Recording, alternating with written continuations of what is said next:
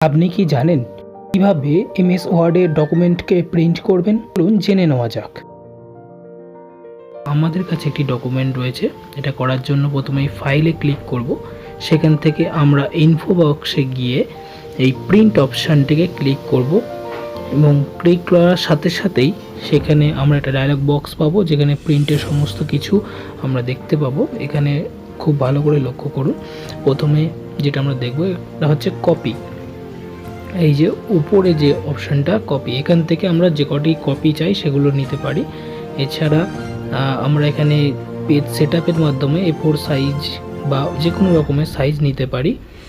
এছাড়া আমরা পেজের মার্জিনকে কিন্তু এখানে নিজেদের মতো করে সেট করে নিতে পারি এবং আমরা যে প্রিন্টারে প্রিন্ট করতে চাই বা পিডিএফে যদি এটাকে সেভ করতে চাই সেটাকেও কিন্তু এখান থেকে সেট করে নিতে পারি।